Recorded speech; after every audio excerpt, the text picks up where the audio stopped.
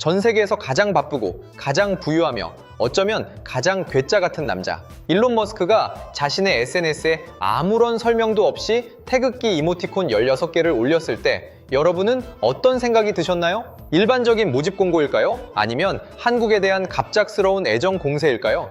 사실 이건 단순한 해프닝이 아닙니다. 거대한 포식자가 먹잇감을 향해 침을 흘리며 보내는 일종의 구애 신호에 가깝거든요. 사막 한가운데서 길을 잃은 여행자가 멀리서 반짝이는 오아시스를 발견했을 때의 그 절박함. 지금 머스크가 한국의 반도체 인력들을 바라보는 시선이 정확히 그렇습니다.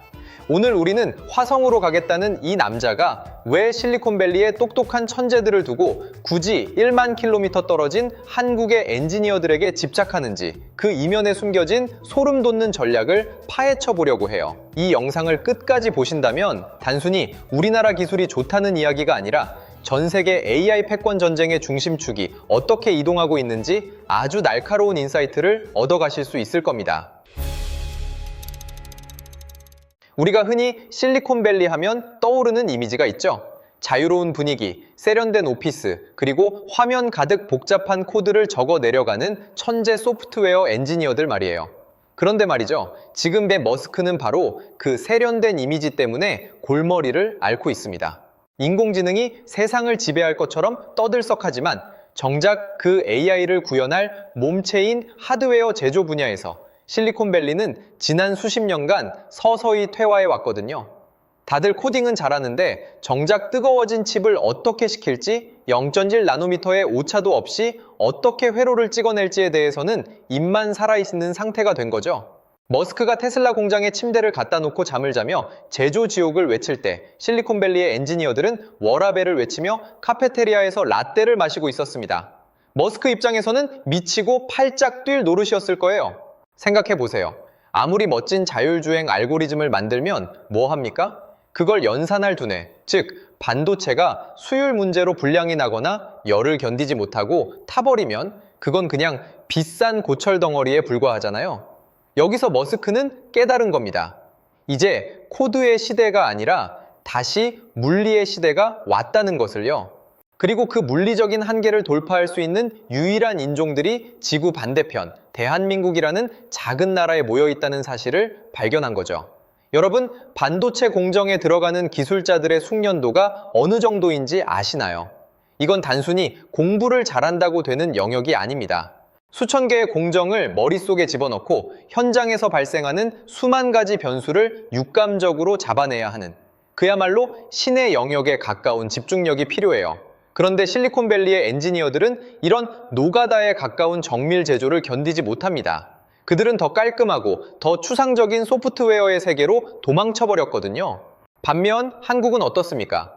우리는 지난 수십 년간 수율과의 전쟁을 치러온 민족입니다. 99%의 성공률도 용납하지 않고 99.99%를 향해 밤을 새우는 그 집요한 말이에요. 머스크가 보기에 한국의 반도체 인력들은 단순한 직원이 아닙니다. 자신의 우주 제국을 완성해줄 최정예 부대이자 실리콘밸리가 잃어버린 제조업의 혼을 가진 마지막 생존자들이라고 느꼈을 거예요. 실제로 최근 테슬라와 xAI의 핵심 부서들을 보면 한국인 이름이 심심치 않게 등장합니다. 머스크가 직접 한국 엔지니어들의 이력서를 검토한다는 소문이 괜히 나오는 게 아니죠.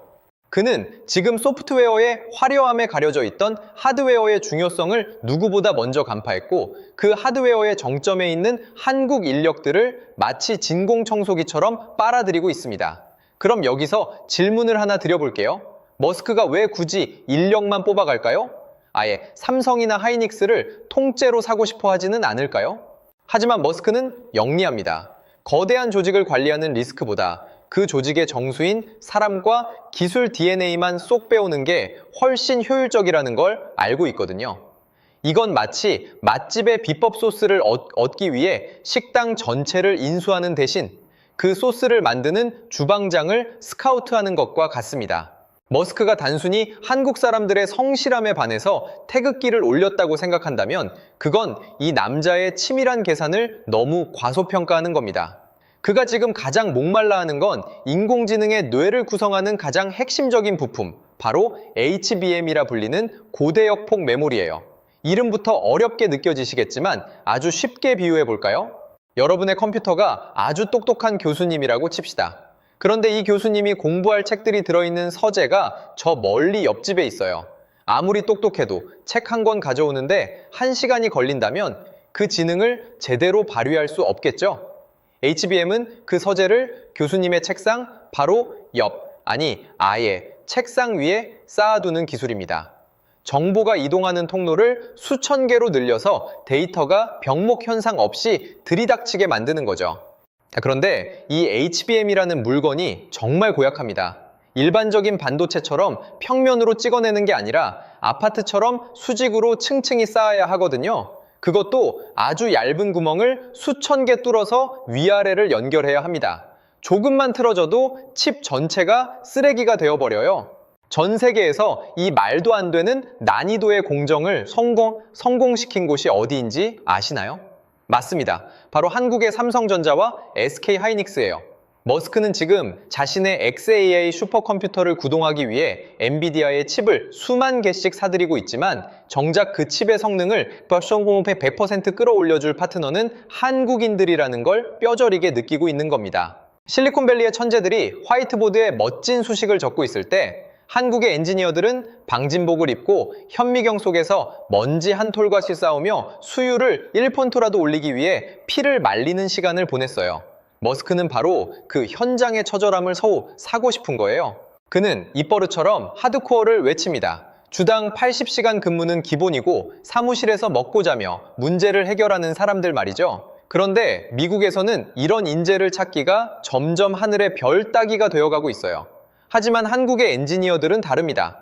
안 되면 되게 하라는 정신, 밤을 새워서라도 문제를 해결해내는 그 특유의 진돗개 근성이 머스크의 철학과 소름 끼칠 정도로 일치하는 거죠. 한번 상상해 보세요.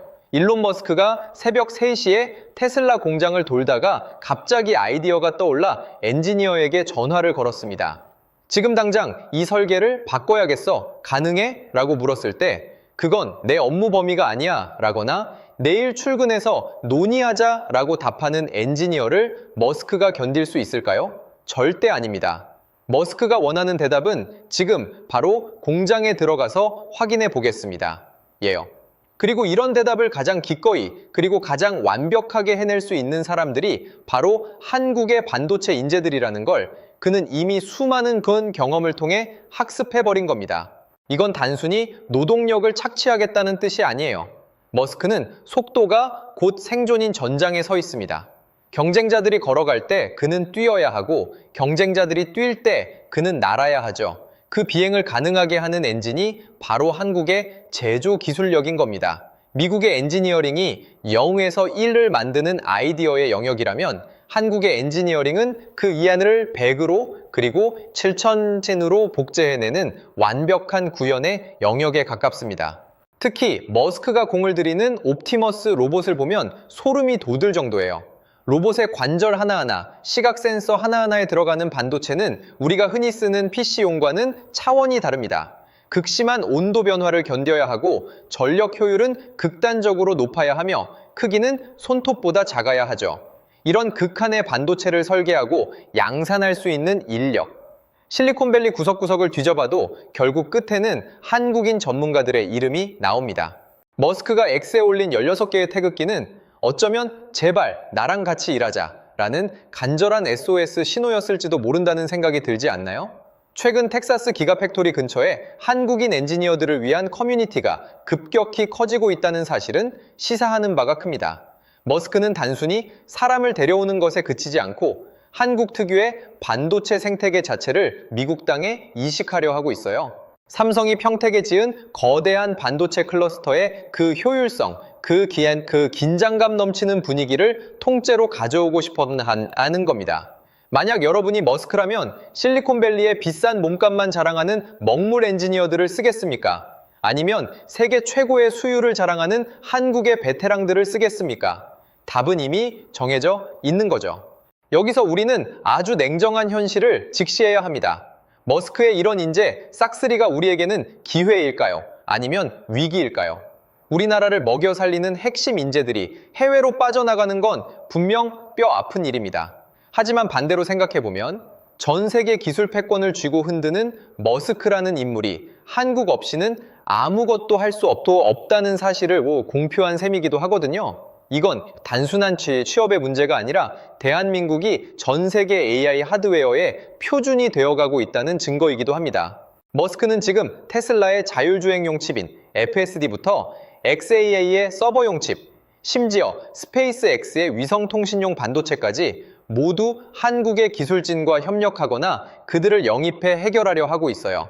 극악이 꿈꾸는 화성 정착촌에 들어갈 모든 전자장비의 신경망을 한국인들이 설계하고 만들게 될지도 모른다는 가정이 이제는 더 이상 공상과학 소설이 아니게 된 거죠. 여러분, 무려 16번이나 반복된 태극기는 그가 한국의 기술력에 얼마나 압도당했는지를 보여주는 가장 노골적인 증거입니다. 그런데 여기서 한 걸음 더 들어가 보죠. 머스크가 정말로 두려워하는 건 뭘까요? 그가 한국 인력을 싹쓸이하면서까지 서두르는 진짜 이유 말입니다. 그건 바로 시간의 문이 닫히고 있기 때문이에요. 중국의 추격은 매섭고 엔비디아의 독주는 끝이 보이지 않습니다. 이 상황에서 머스크가 독자적인 반도체 생태계를 구축하지 못하면 그는 영원히 남의 칩을 비싼 돈 주고 사다 쓰는 을의 처지에 머물 수밖에 없거든요. 그 을의 전쟁에서 탈출시켜줄 유일한 열쇠가 바로 한국의 반도체 기술자들의 손에 쥐어져 있는 겁니다.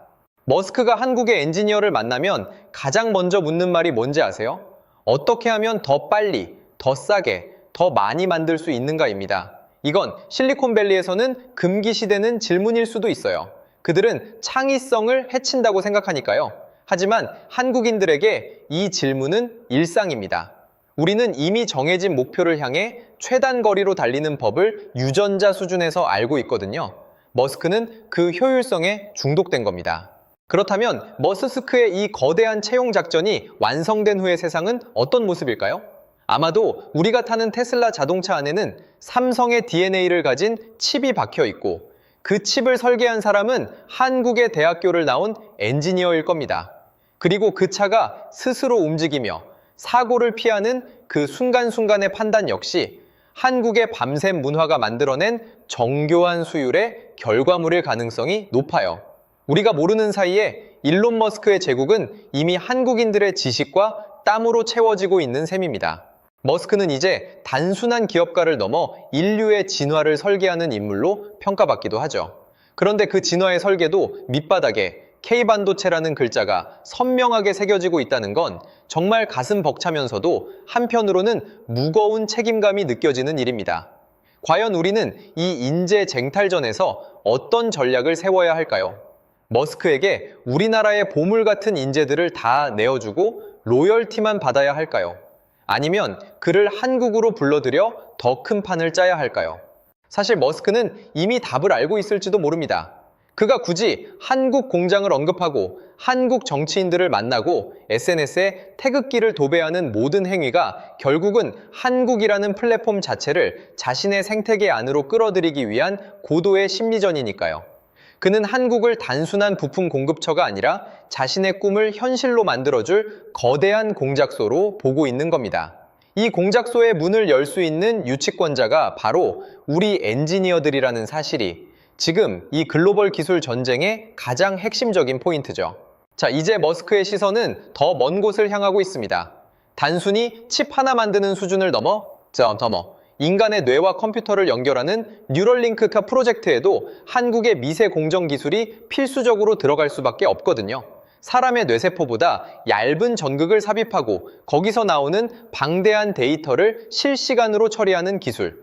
여러분, 이게 가능하려면 얼마나 정밀한 반도체가 필요할지 상상이 가시나요? 이 난제를 풀 수 있는 사람들도 결국은 지금 평택과 이천에서 밤을 지새우는 그분들일 수밖에 없습니다. 이런 정밀함의 끝단에서 머스크가 꿈꾸는 또 다른 미래, 바로 뉴럴링크를 생각하면 소름이 돋을 정도인데요. 사람의 뇌에 칩을 심어 생각만으로 기계를 조종하는 이 기술은 단순한 공학의 영역을 넘어섭니다. 머리카락보다 수십 배 얇은 전극을 뇌세포 사이에 정확히 꽂아넣고 거기서 발생하는 미세한 전기 신호를 실시간으로 처리해야 하죠. 여기서 발생하는 열을 어떻게 다스릴 것이며 인체 내에서 칩이 부식되지 않게 만드는 그 극강의 패키징 기술은 어디서 올까요? 결국 전 세계에서 가장 정교하게 칩을 패키징하고 쌓아 올리는 노하우를 가진 한국의 엔지니어들이 머스크의 머릿속에 1순위로 저장되어 있는 겁니다. 머스크가 단순히 사람을 뽑는 게 아니라 그들의 시간과 경험을 통째로 사들이려 한다는 건 우리에게 아주 냉혹한 질문을 던지죠. 실리콘밸리에는 아이디어가 넘쳐나지만 그 아이디어를 현실의 물리 법칙 안에서 구현해낼 송긋 기술이 사라지고 있습니다. 반면 우리나라는 그 송긋 기술 하나로 세계를 제패했는데요. 머스크는 지금 그 비대칭 전력을 정확히 파고들고 있는 거예요. 여러분, 만약 화성에 지어질 첫 번째 기지의 통제 시스템이 먹통이 된다면 그건 곧 죽음을 의미합니다. 머스크가 화성으로 가는 티켓을 팔기 위해 가장 먼저 확보해야 할 신뢰의 담보물, 그게 바로 한국산 반도체와 그걸 만든 사람들인 거죠. 그런데 여기서 우리가 진짜 걱정해야 할 건 인재 유출 그 자체가 아닐지도 모릅니다. 오히려 우리가 그들을 담아낼 그릇을 잃어버리고 있는 건 아닌지 돌아봐야 해요. 머스크가 한국 엔지니어들에게 제안하는 건 단순히 높은 연봉만이 아닙니다. 당신의 기술로 인류를 화성에 보내고 뇌 질환을 정복하자라는 거대한 서사를 팔고 있거든요. 한국의 경직된 조직 문화 속에서 부품처럼 소모되던 천재들이 머스크의 하드코어한 전장에 뛰어들어 자신의 한계를 시험해보고 싶어 하는 건 어쩌면 당연한 일일지도 모르죠. 이런 상상을 해본 적이 있으신가요? 10년 뒤 테슬라의 최고 기술 책임자 자리에 한국인이 앉아있고 그가 지휘하는 엔지니어 군단이 전 세계 자율주행 표준을 결정하는 장면 말이에요. 이건 우리에게 재앙일까요? 아니면 새로운 기회일까요? 물론 우리 기업들이 핵심 인력을 뺏기는 건 가슴 아픈 일입니다. 하지만 반대로 생각하면 한국의 기술 철학이 전 세계에서 가장 혁신적인 기업의 뇌가 된다는 뜻이기도 하거든요. 머스크가 쏘아올린 16개의 태극기는 결국 한국이 가진 제조의 힘이 전 지구적 AI 혁명의 가장 강력한 연료라는 걸 입증한 셈입니다. 사실 머스크는 한국을 향해 계속해서 시그널을 보내고 있습니다. 기가팩토리를 한국에 지을 수도 있다는 식의 간보기 전략도 그중 하나죠.